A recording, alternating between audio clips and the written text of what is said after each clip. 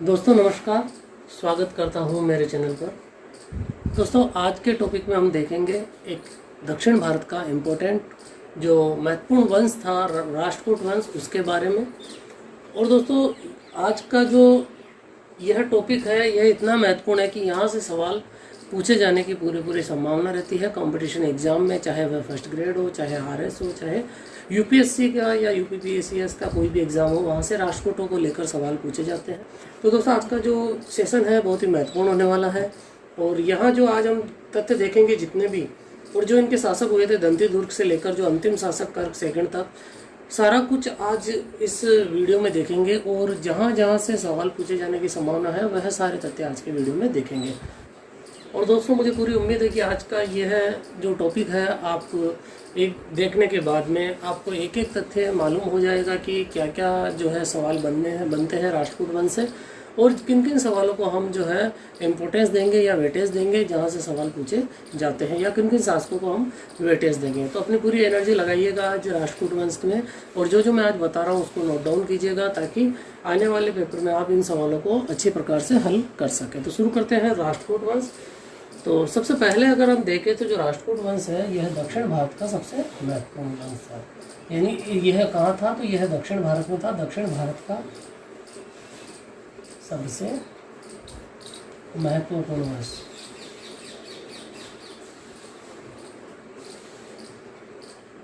दक्षिण भारत का सबसे महत्वपूर्ण वंश।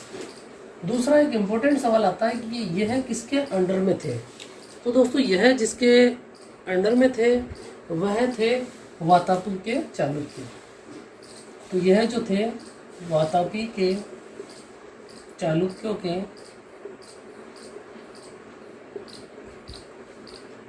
सामंत थे। तो यहाँ इसको डबल स्टार कर दीजिएगा। यह किसके सामंत थे पूछा जाता है। राष्ट्रकूट जो थे वह किसके सामंत थे, तो यह वातापी के चालुक्यों के सामंत थे। इसके अलावा और हम देखें तो यह जो परमार जो थे वह इनके अधीन थे। परमार जो थे वह राष्ट्रकूटों के अधीन थे, ये भी पूछा जाता है। परमार शासक जो थे, यह जो परमार वंश था, परमार जो थे वह राष्ट्रकूटों के अधीन थे। इसके अलावा इसी में और अगर हम देखें तो जो अरबी मुस्लिम जो आए थे उनको इन्हीं राष्ट्रकूटों ने जो है अपने क्षेत्रों में व्यापार करने के लिए, उनको धर्म प्रचार करने के लिए, बसने के लिए, या हम कहें तो मस्जिद निर्माण की भी इन्होंने छूट दी थी। तो एक पॉइंट नोट कर लीजिए यहाँ पे कि अरबी मुस्लिमों को बसने, व्यापार करने, मस्जिद बनाने, मस्जिद निर्माण, और हम कहें तो यहाँ पर जो है धर्म प्रचार। तो इन्हीं राष्ट्रकूटों ने जो है अरबी मुस्लिमों को बसने, व्यापार करने, मस्जिद निर्माण और धर्म प्रचार का जो है इनको अनुमति दी, उनको छूट दी। इसके अलावा दोस्तों एक व्यक्ति है जिसका नाम है अबू जैद। इसने क्या कहा था देखते हैं। इसने कहा था कि जो राष्ट्रकूट की जो महिलाएं थी वहाँ की पर्दा नहीं करती थी, तो इसने इसके बारे में बताया। तो इसने कहा है कि राष्ट्रकूट महिलाएं पर्दा नहीं करती थी। तो एक इम्पोर्टेंट स्टेटमेंट है, किसने कहा था, कि यह अबू जैद द्वारा कहा गया था। इसके अलावा हम देखें तो इसकी राष्ट्रकूट वंश की प्रारंभिक राजधानी देखते हैं। तो दोस्तों प्रारंभिक राजधानी और बाद में राजधानी अलग थी। तो प्रारंभिक राजधानी जो थी, प्रारंभिक राजधानी थी इसकी दोस्तों जो है मयूरखिंडी।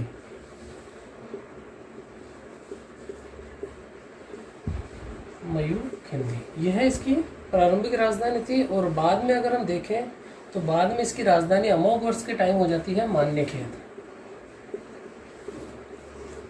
तो इम्पोर्टेंट है इसकी राजधानी मान्यखेत। कई बार पूछा गया है कि किसने, तो अमोघ वर्ष के द्वारा इसकी राजधानी को बनाया गया था।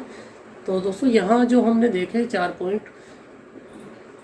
कि दक्षिण भारत का महत्वपूर्ण वातापी के चालुक्यों के सामंत थे। परमार जो थे राष्ट्रकूटों के अधीन थे। अरबी मुस्लिमों को बसने, व्यापार, मस्जिद निर्माण और धर्म प्रचार की इन्होंने अनुमति दी थी, छूट दी थी। अबू जैद द्वारा कहा गया था कि राष्ट्रकूट की जो महिलाएं हैं वह पर्दा नहीं करती थी। इसके अलावा प्रारंभिक राजधानी जो थी इनकी मयूर खिंडी थी और बाद में मान्यखेत बनाई गई अमोघवर्ष द्वारा। अब देखते हैं दोस्तों इनके शासक कि राष्ट्रकूट वंश के कौन कौन से शासक थे उनके बारे में। तो दोस्तों यहाँ सबसे पहले हम इनके क्रम देखते हैं कि कौन कौन से शासक थे और इनका क्या क्रम था। क्रम को लेकर सवाल पूछा जाता है। तो जो सबसे पहले थे गंतिदुर्ग के बाद में जो आया था वह था कृष्ण प्रथम, कृष्ण फर्स्ट के बाद में जो आया था वह था गोविंद सेकंड के बाद में ध्रुव के बाद में इम्पोर्टेंट शासक है अमोघवर्ष के बाद में हम बात करें तो आएगा कृष्ण सेकंड के बाद में आएगा इंद्र थर्ड, और इंद्र थर्ड के बाद में अगर हम देखें तो शासक जो था महान वह था कृष्ण थर्ड, और कृष्ण थर्ड के बाद में अगर हम देखें यहाँ कि कृष्ण थर्ड के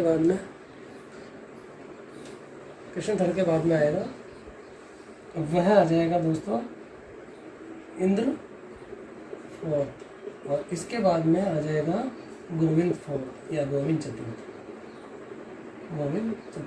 और उसके बाद में अंत में कर्क सेकंड। तो यह राष्ट्रकूट वंश के शासक थे Jantidurg, Krishna first, Govind third, Govind second, Dhruv, Amoghvarsh, Krishna second, Indra third और कृष्ण थर्ड। इसके अलावा इंद्र फोर्थ, गोविंद फोर्थ और कर्क सेकंड। तो यहाँ भी हमको देखना है कि हमारे को किन किन शासकों के बारे में जो है डिटेल से पढ़ना है, कहाँ कहाँ से सवाल पूछे जाते हैं। तो यहाँ हम जो इम्पोर्टेंट पढ़ेंगे हैं वह है दंतिदुर्ग। इसके अलावा देखें तो कृष्ण प्रथम को लेकर सवाल पूछे जाते हैं।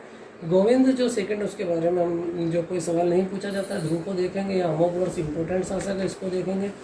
इसके अलावा जो है अमोघवर्ष के बाद कृष्ण थर्ड सेकंड के बारे में कोई सवाल नहीं पूछा जाता है। इंद्र थर्ड को देखेंगे, इंद्र थर्ड के बाद में कृष्ण थर्ड, और कृष्ण थर्ड के बाद में इंद्र फोर्थ जो था उसको देखेंगे। गोविंद फोर्थ को लेकर सवाल नहीं पूछे जाते। इसके अलावा अंतिम शासक जो कर्क सेकंड को देखेंगे कि जिसकी हत्या तेलप सेकंड द्वारा करके और कल्याणी के चालुक्य वंश था उसकी नींव रखी गई थी। तो शुरू करते हैं, एक एक शासक देखते हैं।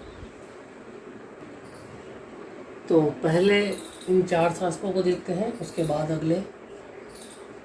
तो सबसे पहले दंतिदुर्ग को देखते हैं। तो दंतिदुर्ग जो था उसको राष्ट्रकूट वंश का संस्थापक माना जाता है। तो पूछा जाए राष्ट्रकूट वंश का संस्थापक कौन था, तो दंतिदुर्ग। इसके बारे में और इम्पोर्टेंट सवाल है कि इसने उज्जैन में, मोस्ट इम्पोर्टेंट सवाल है, किस राष्ट्रकूट शासक ने उज्जैन में हिरण्यगर्भ यज्ञ। दोस्तों बहुत ही महत्वपूर्ण सवाल है कि किस राष्ट्रकूट शासक ने हिरण्यगर्भ यज्ञ जो है उसको संपादित किया था या हिरण्यगर्भ यज्ञ किया था, कहाँ किया था, उज्जैन में किया था। तो वह हो जाएगा दंतिदुर्ग। इसके अलावा इसने जो था तुला पुरुषदान यज्ञ भी किया था।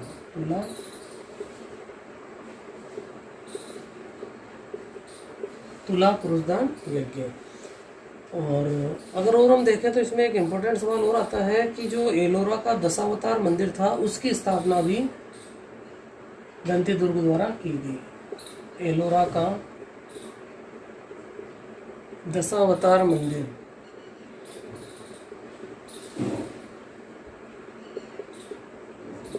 एलोरा का जो दशावतार मंदिर था उसकी स्थापना भी जो है दंतिदुर्ग द्वारा की गई थी। हमने यहाँ 3 पॉइंट देखे जो दंतिदुर्ग से बनते हैं सवाल। उज्जैन में हिरण्यगर्भ यज्ञ मोस्ट इम्पोर्टेंट है, हिरण्यगर्भ यज्ञ के बारे में कई बार पूछा गया है। इसके अलावा इसने तुला पुराण जो पुरुषदान यज्ञ भी किया था। और सबसे मोस्ट इम्पोर्टेंट एक और सवाल बनता है, एलोरा का जो दशावतार मंदिर था इसका निर्माण भी दंतिदुर्ग द्वारा किया गया है। कृष्ण फर्स्ट को देखते हैं। तो कृष्ण फर्स्ट में क्या है, कृष्ण फर्स्ट में जो है इसकी उपाधि को लेकर सवाल पूछा जाता है। तो इसकी उपाधि जो थी वह थी अकाल वर्ष। दोस्तों मोस्ट इम्पोर्टेंट उपाधि है अकाल वर्ष कि किस राष्ट्रकूट शासक की उपाधि अकाल वर्ष थी, तो वह हो जाएगा कृष्ण फर्स्ट। और अगर हम देखें तो कृष्ण फर्स्ट, सेकंड, थर्ड, दोस्तों तीनों की उपाधियाँ थी अकाल वर्ष। तीनों को ये उपाधि दी गई थी अकाल वर्ष की। तीनों ने उपाधि धारण की थी अकाल वर्ष की, याद रखिएगा। तो कृष्ण फर्स्ट नाम के जो तीनों शासक हुए थे उन तीनों ने ही जो है अकाल वर्ष की उपाधि धारण की थी। इसके अलावा अगर हम देखें तो इसकी उपाधि के अलावा जो इसमें सवाल बनता है वह है कि कृष्ण प्रथम की एक अन्य उपाधि थी जो शुभतुंग भी थी। शुभतुंग यह एक इसकी अन्य उपाधि थी। इसके अलावा और अगर हम देखें तो जो कृष्ण फर्स्ट है उसने एलोरा में जो मंदिर बना हुआ है कैलाश मंदिर,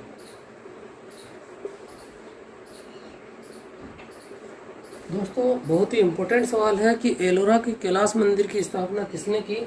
तो एलोरा में जो कैलाश मंदिर है उसका जो है निर्माण, एलोरा के कैलाश मंदिर का निर्माण करवाया गया था कृष्ण प्रथम द्वारा। और यह सवाल कई बार पूछा गया है तो इसको आप ट्रिपल स्टार कर लीजिएगा कि एलोरा के कैलाश मंदिर का निर्माण किसके द्वारा करवाया गया। तो कृष्ण फर्स्ट द्वारा करवाया गया। ये किस वंश का शासक था। तो यह राष्ट्रकूट वंश का शासक था। तो दोस्तों एलोरा से संबंधित दो सवाल हमने देखे हैं कि जो दशावतार मंदिर था उसकी स्थापना करवाने वाला जो था दंतीदुर्ग था। इसको ऐसे याद रख सकते हैं, दश से दशावतार, दश से दंतीदुर्ग। तो दोनों याद रह जाएगा कि कन्फ्यूजन नहीं होगा कि एलोरा में दो मंदिर है, कैलाश मंदिर है, एक दशावतार है। तो दशावतार किसने करवाया था। तो दंतीदुर्ग ने। और जो कैलाश मंदिर था उसका निर्माण कृष्ण प्रथम ने किया था। यहाँ भी हम इस कूट को रख सकते हैं, कैसे कृष्ण कैसे कैलाश मंदिर। दोस्तों वैसे मैं शॉर्ट ट्रिक में विश्वास नहीं रखता हूँ, क्योंकि शॉर्ट ट्रिक ऐसी होती है कि कई सारे जो है शॉर्ट ट्रिक बताते हैं हमको, लेकिन उन शॉर्ट ट्रिकों में क्या होता है दोस्तों, कई बार जो ट्रिक ही हमको याद नहीं रहती, उसकी लाइन याद नहीं रहती, उससे हमारे सवाल पूरे गलत होने की संभावना रहती है। इसलिए हमको जो डीपली नॉलेज, एक बेसिक नॉलेज पूरी होना जरूरी है। वरना क्या है कि जो एग्ज़ाम टाइम में ट्रिकों में ही उलझे रहते हैं कि कौन सी ट्रिक कहाँ लगेगी। इसलिए दोस्तों ट्रिक याद नहीं रहती है, हमको जो है एक विस्तारित रूप में हम कहें तो एग्ज़ाम की तैयारी करनी पड़ती है।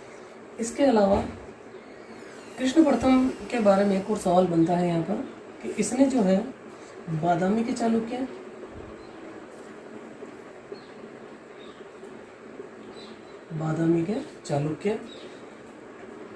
वेंगी के चालुक्य,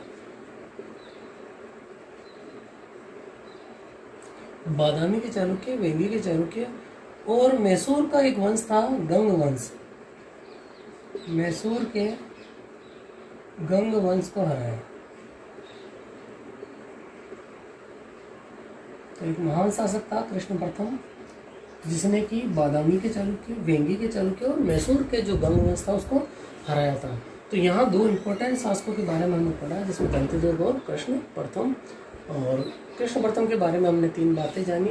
मोस्ट इम्पोर्टेंट अकाल वर्ष, इसकी उपाधि, और उससे भी ज़्यादा इम्पोर्टेंट सवाल है एलोरा में कैलाश मंदिर का निर्माण किसके द्वारा करवाया गया। तो याद रखिएगा दोस्तों, कृष्ण प्रथम किसके द्वारा करवाया गया था, कृष्ण प्रथम के द्वारा। अगले शासक देखते हैं तो गोविंद सेकंड के बारे में कोई इम्पोर्टेंट तथ्य नहीं मिलता है और न पूछा जाता है। ध्रुव को देखते हैं तो ध्रुव को लेकर सवाल पूछे जाते हैं। तो इसकी सबसे पहले उपाधि देखते हैं। तो उपाधि जो थी इसकी उपाधियों को देखें तो इसकी उपाधियाँ थी दोस्तों निरुपम,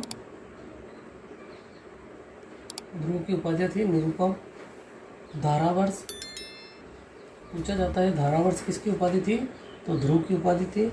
निरुपम है, धारावर्ष है। इसके अलावा एक और उपाधि थी इसकी कवि वल्लभ। यह 3 उपाधियाँ इसकी प्रमुख थी, निरुपम, धारावर्ष और कवि वल्लभ। इसके अलावा अगर हम देखें तो इसमें इम्पोर्टेंट सवाल पूछा जाता है कि जो त्रिपक्षीय संघर्ष हुआ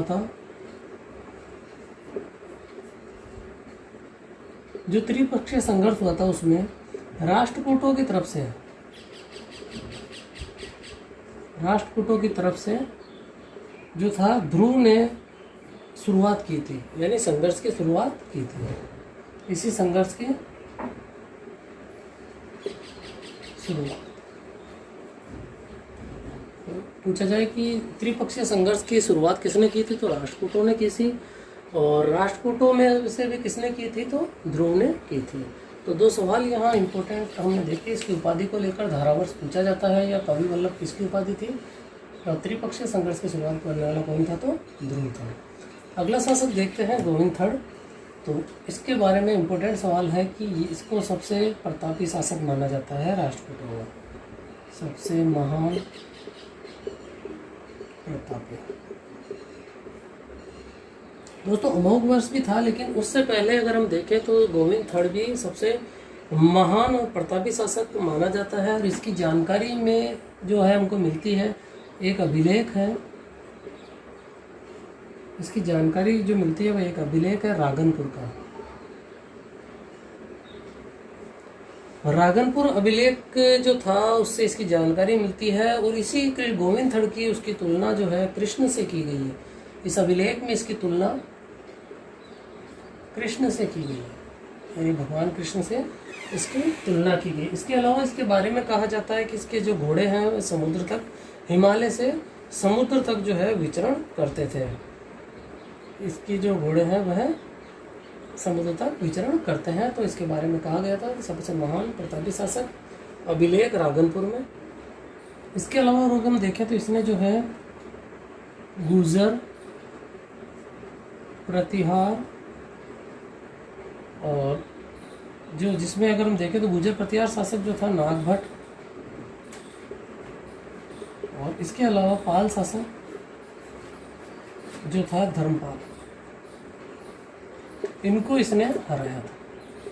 तो गोविंद थर्ड जो था उसने गुर्जर प्रतिहार शासक नागभट्ट को हराया और पाल शासक धर्मपाल को हराया था। यहाँ जो है हमने दो शासकों को देखा, ध्रुव और गोविंद जो थर्ड था। उपाधि, धारावर्ष, कविवल्लभ, ध्रुव की। और इसके अलावा सबसे महान प्रतापी शासक की बात करते हैं तो वह था गोविंद थर्ड। राष्ट्रकूटों की तरफ से त्रिपक्षीय संघर्ष की शुरुआत किसने की थी? तो ध्रुव ने की थी। तो दोस्तों एक एक सवाल इम्पोर्टेंट है। और किसने जो है गुर्जर प्रतिहार शासक नागभट्ट को हराया था? तो गोविंद थर्ड होगा। किसने धर्मपाल को हराया था? तो वह भी गोविंद थर्ड होगा। इसके बाद जो शासक की बात करेंगे दोस्तों वह है अमोघ वर्ष है, जिसमें कि बहुत ही इम्पोर्टेंट वहाँ से सवाल पूछे जाते हैं अमोघ वर्ष को लेकर। तो अमोघ वर्ष को देखते हैं।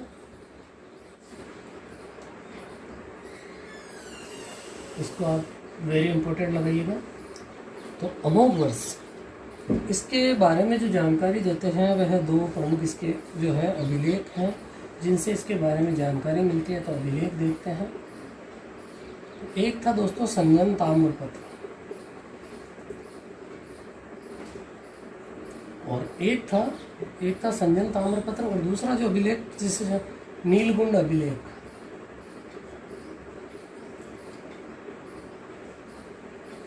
इन अभिलेखों से जो है हमें अमोघ वर्ष की जानकारी मिलती है। और दोस्तों अगर यहाँ हम इस संजन ताम्रपत्र अभिलेख को देखें तो इसमें बताया गया है कि इस अमोघ वर्ष के शासनकाल में भयंकर अकाल पड़ा। इस अभिलेख में यह बताया गया है कि अमोघ वर्ष के शासनकाल में भयंकर अकाल पड़ा, और इस अकाल में उसने देवी लक्ष्मी को जो है प्रसन्न करने के लिए, देवी लक्ष्मी, इनको प्रसन्न करने के लिए इसने अपनी एक अंगुली काटकर लक्ष्मी को समर्पित की थी। अपनी एक अंगुली काटकर देवी लक्ष्मी को समर्पित कर दी थी, अंगुली काटकर। तो यह एक इम्पोर्टेंट तथ्य है, इस अभिलेख से मिलता है कि भयंकर अकाल पड़ा जिसमें देवी लक्ष्मी को प्रसन्न करने के लिए अमोघ वर्ष ने अपनी अंगुली देवी लक्ष्मी को समर्पित कर दी थी। और इसी कारण इसकी तुलना जो है जो इसने यह कार्य किया अंगुली समर्पित, इसी कारण इसकी तुलना शिव तथा दधीची से की जाती है। दधीची, शिव तथा महर्षि दधीची से की जाती है। तो किस राष्ट्रकूट शासक की तुलना शिव तथा दधीची से की जाती है? तो सवाल का उत्तर मिलेगा अमोघ वर्ष। यह क्वेश्चन आए कि किसके शासनकाल में भयंकर अकाल पड़ा और उसके कारण उस शासक ने अपनी एक अंगुली काटकर देवी लक्ष्मी को समर्पित कर दी थी, तो वह हो जाएगा अमोघ वर्ष। अमोघ वर्ष की जानकारी कौन से अभिलेखों से मिलती है? तो संजन ताम्रपत्र और नीलगुंड अभिलेख। तो यह कुछ इम्पोर्टेंट सवाल थे इसके अलावा हम देखते हैं तो यह एक अच्छा विद्वान था। इसने जो है कन्नड़ भाषा में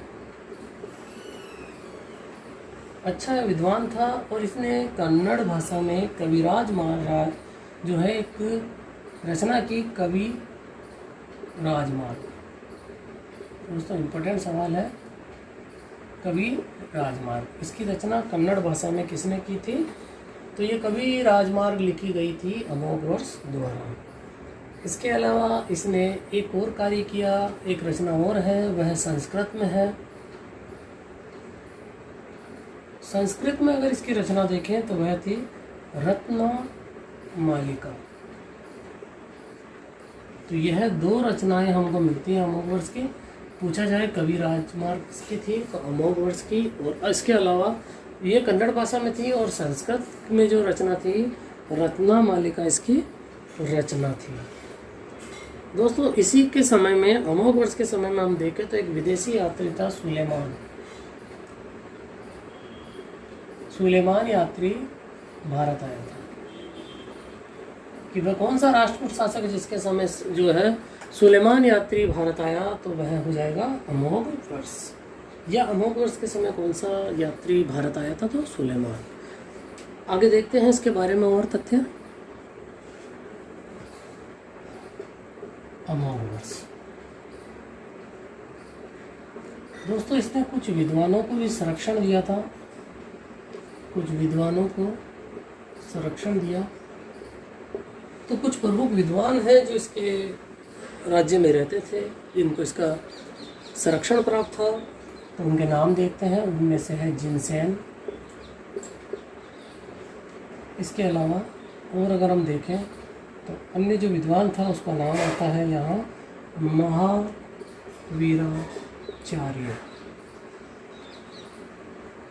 जिनसेन, महावीराचार्य। इसके अलावा अन्य जो विद्वान था स्वयंभू, ये भी पूछा जाता है।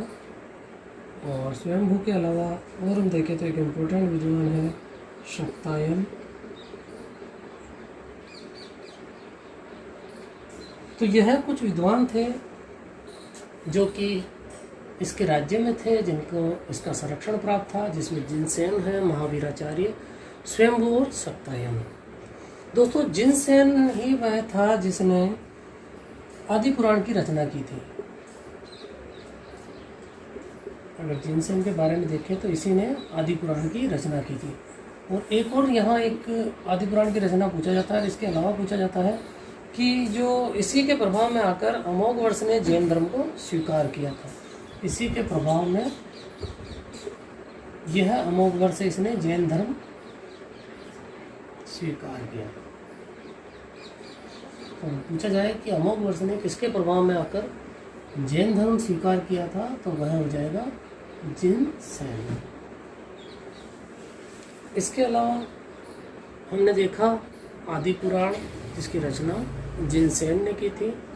अब देखते हैं महावीराचार्य को। तो महावीराचार्य है, इन्होंने गणित सार संग्रह की रचना की थी। गणित सार संग्रह, यह भी एक इम्पोर्टेंट ग्रंथ है जिसकी इन्होंने रचना की थी। पूछा जाता है कि गणित सार संग्रह की रचना किसने की थी? तो महावीराचार्य। किसके दरबार में थे? तो राष्ट्रकूट वंश के। इसके अलावा अगर और हम देखें तो एक आता है यह शाक्तायन। तो शाक्तायन ने जो है इसने भी एक ग्रंथ की रचना की थी अमोघवृत्ति। तो इसने अमोघवृत्ति लिखी थी। तो यह कुछ विद्वान थे जो इसके संरक्षण में थे, जिसमें जिनसेन का आदि पुराण जो आदि पुराण है प्रमुख है। महावीराचार्य का गणित सार संग्रह। अमोघवर्ष से इसी के प्रभाव में आकर जैन धर्म स्वीकार कर लेता है। शाक्तायन ने ग्रंथ लिखा था अमोघवृत्ति, जिसमें अमोघवर्ष के बारे में बताया गया है। इसके अलावा जो इसके जन्म की बात करें तो इसको जन्म के लेकर भी सवाल पूछे जाते हैं। इसका जन्म, तो दोस्तों एक ऐसा शासक था, राष्ट्रकूट शासक यह है, जिसका जन्म रण शिविर में हुआ था। बहुत ही इंपॉर्टेंट है, किस शासक का जन्म रण शिविर में हुआ था? तो यह अमोघवर्ष है जिसका जो जन्म है वह रण शिविर में हुआ था। दोस्तों नर्मदा नदी के तट पर, नर्मदा नदी तट पर एक भवन था, श्री भवन। इसी श्री भवन के पास, इसी श्री भवन में यह रण शिविर लगा हुआ था। और इसी रण शिविर में जो है अमोघवर्ष का जन्म होता है। तो इम्पोर्टेंट क्वेश्चन है, यह भी पूछा जा सकता है। एक और इम्पोर्टेंट सवाल बनता है जो कि कई बार एग्जाम्स में पूछा गया है कि इसने अपनी राजधानी किसको बनाया? इसने अपनी राजधानी किसको बनाया? तो इसने जो अपनी राजधानी बनाया था वह बनाया था मान्यखेत। अपनी राजधानी बनाई इसने मान्यखेत। कहीं कहीं नाम दोस्तों मान्यखेट भी आता है। मान्यखेट या मान्यखेत जो है, इसकी स्थापना भी इसी ने की थी। इसकी स्थापना की और इसको राजधानी इसके द्वारा बनाया गया था। तो पूछा जाता है मान्यखेट को राजधानी किसने बनाई? तो मान्यखेट को राजधानी बनाने वाला था अमोघवर्ष। तो कुछ इंपॉर्टेंट बिंदु जो है अमोघवर्ष के हमने देखे। वो लगभग जितने भी सवाल है वो यहीं से पूछे जाते हैं कि किस शासक का जन्म रण शिविर में हुआ? तो हुआ था अमोघवर्ष का। जिनसेन को किसका संरक्षण प्राप्त था? अमोघवर्ष को। किसके प्रभाव में आकर जैन धर्म स्वीकार किया अमोघवर्ष ने? तो जिनसेन के। आदि पुराण की रचना जिनसेन द्वारा की गई। महावीराचार्य जो था उसने गणित सार संग्रह लिखा। शक्तव्यायन ने जो है अमोघवर्ती लिखी। मान्यखेट राजधानी इसके द्वारा बनाई गई। और इसके अलावा ये खुद एक अच्छा जो था, हम कहें विद्वान था। उसने कभी राजमार्ग लिखी। इसके अलावा रत्नमालिका लिखी थी। सुलेमान यात्री इसके काल में आया था। सुलेमान विदेशी यात्री इसी के समय आया था। तो यह कुछ इम्पोर्टेंट तथ्य थे, कुछ इम्पोर्टेंट बातें थी जो हमने अमोघवर्ष के बारे में जानी। अमोघवर्ष के बाद अगर हम देखें तो कृष्ण सेकंड, कृष्ण फर्स्ट हमने देखा था, अकाल वर्ष की उसकी उपाधि थी। कृष्ण सेकंड की बात करें तो इनके बारे में जो है कोई सवाल इम्पोर्टेंट बनता नहीं है। इसके बाद इंद्र तृतीय की बात करें तो इसने जो है एक शासक था दोस्तों गुर्जर प्रतिहार वंश का। उसका नाम था महिपाल। इंद्र तृतीय ने क्या किया? गुर्जर प्रतिहार वंश के शासक महिपाल को हराया, यानी पराजित किया। गुर्जर प्रतिहार शासक जो है महिपाल को पराजित किया। कन्नौज पर कुछ समय के लिए इसने अधिकार किया। कन्नौज पर कुछ समय अधिकार किया। यानी अगर पूछा जाए कि किस राजपूत शासक ने महिपाल, गुर्जर प्रतिहार शासक महिपाल को जो है पराजित किया था, तो वह हो जाएगा इंद्र थर्ड। उसके अलावा एक इम्पोर्टेंट सवाल जो इसके लेकर बनता है वह है इसने चेदी में विजय स्तंभ बनवाया था। चेदी में इसने विजय स्तंभ बनवाया। ये भी सवाल पूछा जाता है दोस्तों कि किस राष्ट्रकूट शासक ने चेदी में विजय स्तंभ बनवाया था, तो वह हो जाएगा इंद्र थर्ड। इसके अलावा दोस्तों इसी इंद्र थर्ड को एक यात्री था अल मसूदी। अल मसूदी ने इसके बारे में क्या कहा था? तो अल मसूदी जो था इसने इसको भारत का सर्वश्रेष्ठ शासक कहा था। भारत का सर्वश्रेष्ठ शासक। तो यह भी एक इम्पोर्टेंट सवाल बनता है कि भारत का सर्वश्रेष्ठ शासक अल मसूदी द्वारा किसको कहा गया था? तो इंद्र तृतीय को कहा गया था। तो इंद्र तृतीय के बारे में जो हमने इम्पोर्टेंट बातें देखी, गुर्जर प्रतिहार शासक महिपाल को पराजित किया और चेदी में विजय स्तंभ इम्पोर्टेंट सवाल है, और भारत का सर्वश्रेष्ठ शासक अल मसूदी द्वारा इसको कहा गया था। इंद्र थर्ड के बाद अब जो अगला शासक देखेंगे वह आएंगे कृष्ण थर्ड। तो कृष्ण तृतीय को देखते हैं। इन्होंने भी राज्यारोहण के समय अकाल वर्ष की उपाधि, हमने देखा पहले भी फर्स्ट सेकंड थर्ड तीनों ने ही यह उपाधि धारण की थी। तो अकाल वर्ष की उपाधि इन्होंने धारण की राज्यारोहण के समय। इसके अलावा दोस्तों एक युद्ध हुआ था 950 ईस्वी में, तक्कोलम का युद्ध।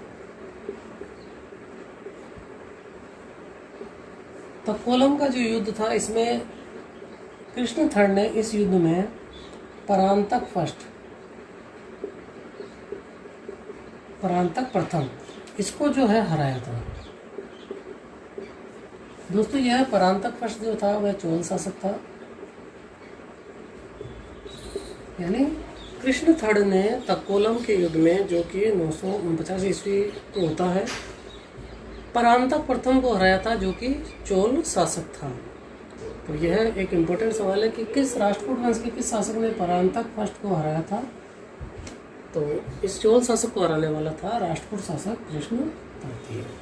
इसने जो है कृष्ण तृतीय ने रामेश्वरम तक विजय प्राप्त की थी, रामेश्वरम तक विजय की थी, यानी अपना साम्राज्य इतना विस्तार किया था इसने। तो रामेश्वरम तक विजय की और वहाँ पर विजय स्तंभ की स्थापना की।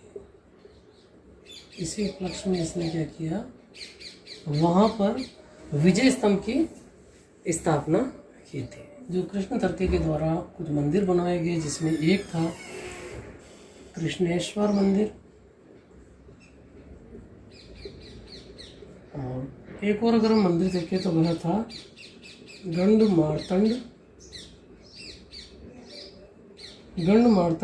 मंदिर। तो इन दो मंदिरों का निर्माण जो है कृष्ण तृतीय द्वारा करवाया गया। इसके अलावा इसके जो सवाल एक और इम्पोर्टेंट इसके बारे में पूछा जाता है इसको लेकर, इसके दरबार में एक विद्वान रहता था। इसके दरबार में एक बहुत ही महत्वपूर्ण विद्वान जिसका नाम था पौन्न। दोस्तों कई बार इसको लेकर सवाल पूछा गया है कि पौन्न किसके दरबार में था, तो कृष्ण तृतीय के दरबार में था। किस वंश में था, तो राष्ट्रकूट वंश। या कृष्ण तृतीय के दरबार में कौन सा विद्वान निवास करता था, या कौन सा कन्नड़ विद्वान था, यानी पौन्न जो था वह कन्नड़ विद्वान था। तो कौन सा कन्नड़ विद्वान था, तो वह था पौन्न। इसी पौन्न की जो रचना है वह है दोस्तों शांति पुराण।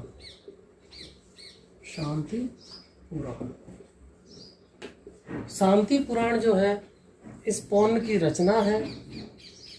पूछा जाता है शांति पुराण को लेकर कई बार सवाल, और पौन्न का तो कई बार सवाल पूछा गया है। इसके अलावा जो है परांतक फर्स्ट को हराया इसने। इसके अलावा इसने इसकी जो राज्य का विस्तार था रामेश्वरम तक जो है रामेश्वरम तक इसने विजय की थी। इसके अलावा और अगर हम देखें तो इसने रामेश्वरम तक विजय की थी और वहाँ पर इसने विजय स्तंभ बनवाया था। पूछा जा सकता है कि इसने रामेश्वरम में विजय स्तंभ बनवाया था, तो कृष्ण तृतीय। इसके दरबार का जो प्रमुख विद्वान था कन्नड़ विद्वान, उसका नाम याद रखना दोस्तों, पूछा जाता है पौन्न। तो जहाँ पर हमने अमोघ वर्ष पढ़ा था तो उसमें दो बातें और नोट कीजिएगा। अमोघ वर्ष में इसको जो है नृपतुंग भी कहा जाता है, नृपतुंग। अमोघ वर्ष को नृपतुंग।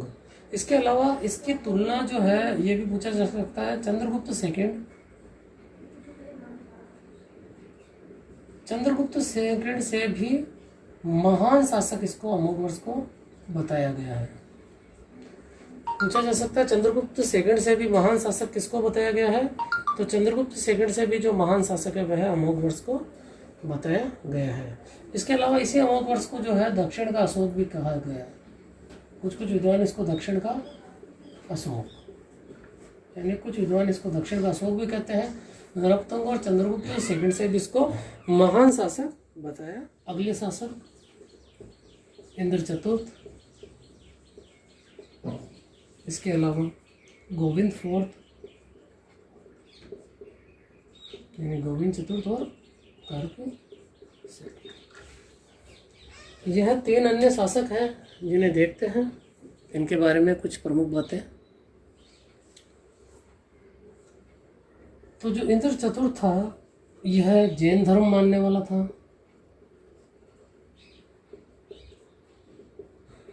जैन धर्म को मानने वाला था। दोस्तों इतना इम्पोर्टेंट नहीं है इंद्र चतुर्थ, फिर भी पढ़ लेते हैं।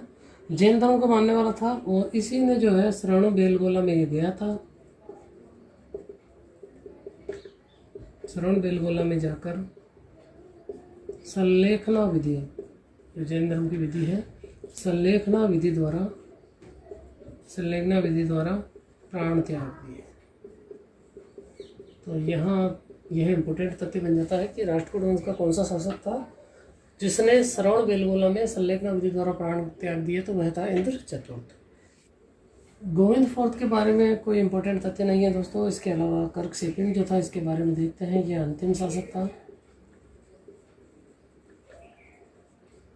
राष्ट्रकूट वंश का जो है अंतिम शासक पूछे तो कर्क सेकंड था, और इसकी हत्या जो है, इसकी हत्या तेलप सेकंड द्वारा कर दी जाती है। इसकी हत्या की जाती है तेलप सेकंड द्वारा, और इसकी हत्या करके इसी के द्वारा तेलप सेकंड द्वारा हत्या करके कल्याणी के चालुक्य वंश की स्थापना की जाती है।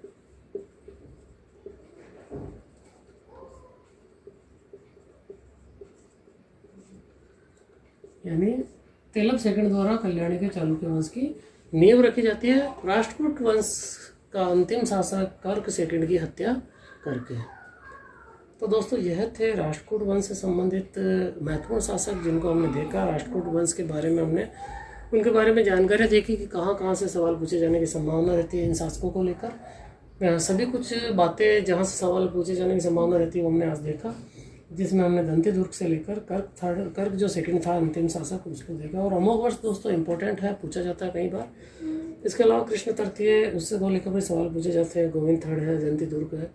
तो दोस्तों आज के टॉपिक में जितनी भी बातें बताई गई है उसको नोट डाउन कीजिएगा, बार बार इसको रिवाइज कीजिएगा, ताकि दोस्तों एग्ज़ाम में जो अगर कहीं से इनसे सवाल पूछे तो हम उसको आसानी से उसका उत्तर दे पाए। तो मिलते हैं एक नए इम्पोर्टेंट वीडियो के साथ। धन्यवाद।